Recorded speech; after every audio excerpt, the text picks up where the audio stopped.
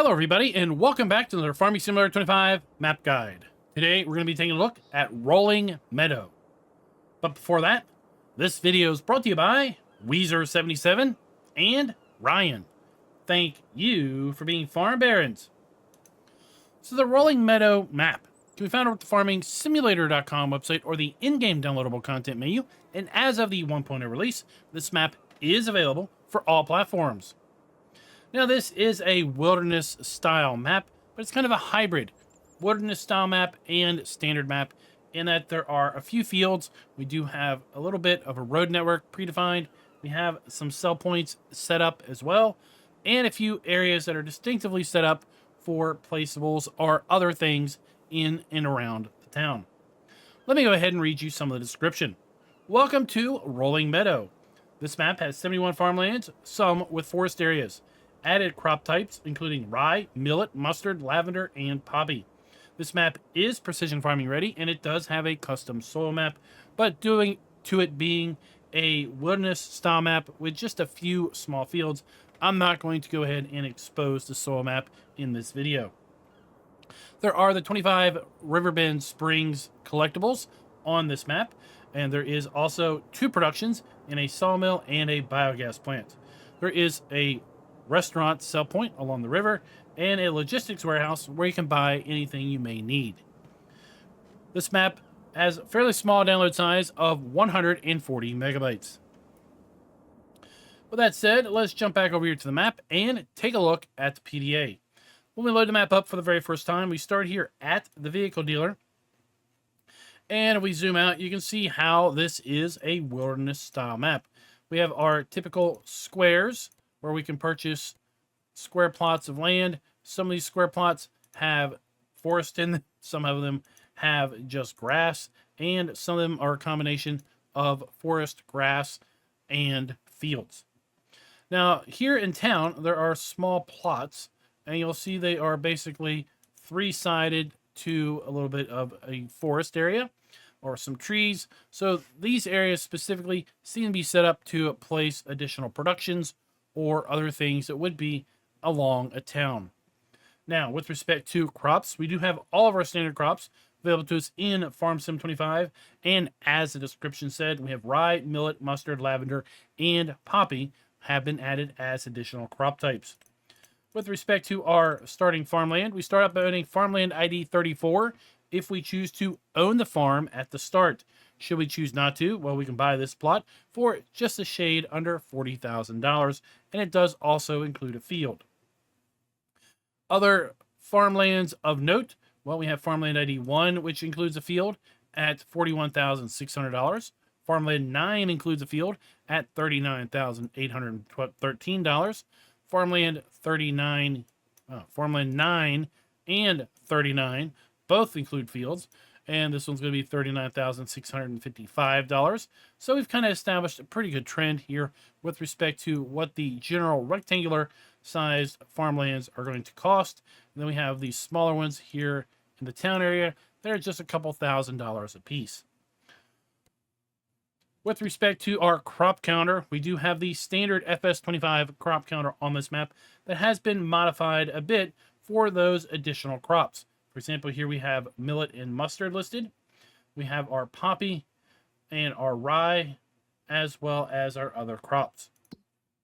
We do not start out with any animals pre-placed on this map. Now, with respect to contracts, we've got something kind of funny going on here. We do have wilderness map, of course, and we have some farmlands that are going to pay us $0 to fertilize. There isn't an actual field here, so there's nothing really to fertilize. So just be cautious when you are taking contracts on farmland that doesn't have an actual field, because it's likely going to be set up with $0 as far as your income.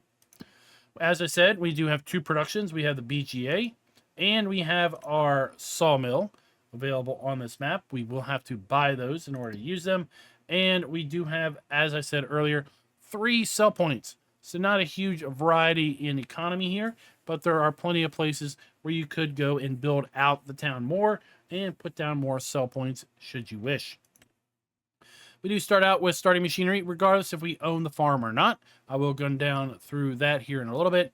And again, we have those 25 Elm Creek collectibles scattered around the map as well. Here we are at our vehicle dealership, and we have our dealer trigger right here. Let's go ahead and buy something just to see where it's going to spawn. And we might as well, here you go. That's your freebie collectible. 24 more to find. Fairly large area for your vehicles and machinery to spawn here. And then on the other side of our shed is where we're going to find our dealer trigger. You'll also see back here we do have a few charging stations for any electric vehicles that we may purchase.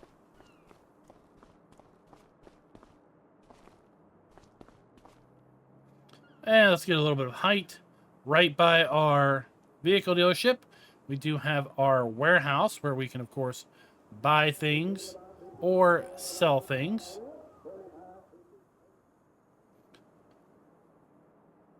Enter activation icon to buy pallets of goods. It'll be, of course, located here at the rear door. Right across the street from our vehicle dealership, we do have our animal dealer.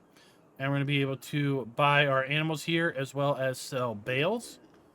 As we have come to expect, we also have the ability to buy manure and purchase slurry here around the back.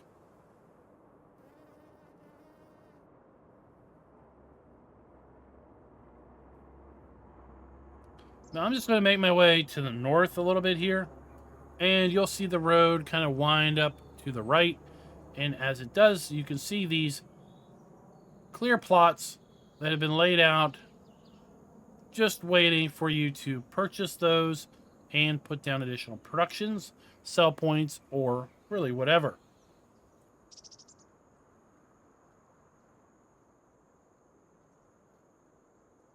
Now, just north of our animal dealer, we do have our farmer's market with a bit of a oddity. And I'm surprised that this cleared Giants testing because, well, that is clearly not correct. That's going to be a lime bi-silo. Don't really know why it's showing that on the outside of it. And we have our sell point for our pallets and our grain, of course, here at our farmer's market. We're just going to ignore that collectible and continue on. Across the way from there, we have this road that splits, and if we follow it off to the right, well, it's going to take us up eventually to our sawmill production. So we have our wood chips, we have our interactive icon, we have our dump point for our logs, for our wood cell trigger, and of course we have our pallet spawn point. Now if we come back to our intersection and then turn right, this is going to take us over to our biogas plant. So one road ultimately leads us to both of our pre-placed productions. So we have the BGA here, two large three-sided silage bunkers, and we have a narrow gate going to either side of those silage bunkers. Now right beside the BGA is where we're going to find our starting machinery, and this is in fact our starting farmland. So farmland ID 34 includes this small field that is pre-placed, and for me, it's ready to harvest with canola. While we're at it, let's go ahead and take a look at our starting fleet.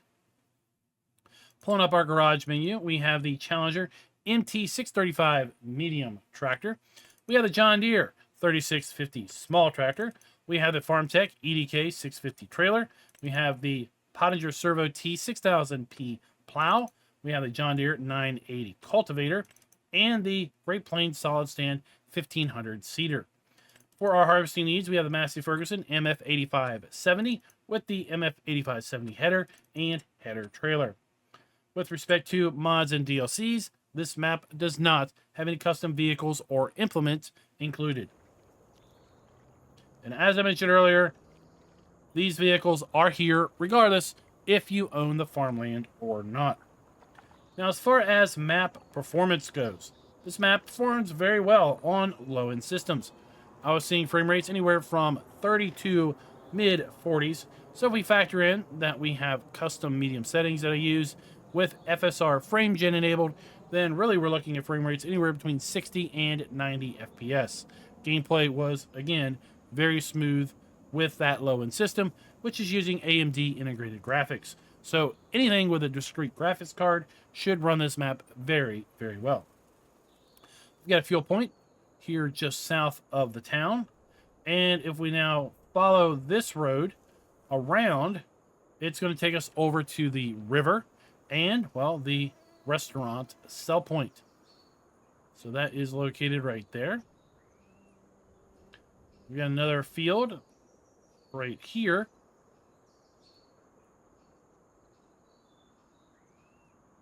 A little bit of a water feature. And here we have our wilderness down here to the southern part of the map. Distinct forest, lots of clear grass areas, some subtle rolling hills here and there. So we're not looking at a perfectly flat map at all.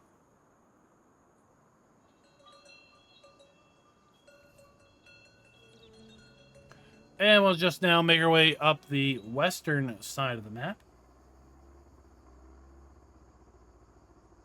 Now we're over here to the extreme northwest. We have Farmland 91, where we do have a field. Here is the forested area with our sawmill that we've already taken a look at.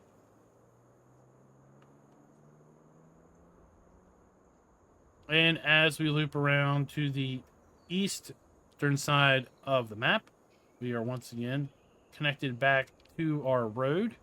And we can now follow this back into town. We have another fuel point here. And this particular fuel point also offers us an electric charging station. And then once again, we are back towards the town. So that's Rolling Meadow. Pretty straightforward wilderness hybrid style map. Let me know your thoughts down in the comments below.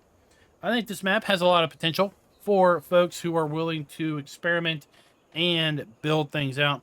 I do like how we have things here where we have roads already set up. We've got some sell points set up. So it's not a full wilderness map where you have to do everything, but some things are kind of staged and kind of hinting at what you could put there. But ultimately, what you do is up to you. And I think that really is the power of wilderness maps and shows the power of Farming Simulator. Until next time, happy farming.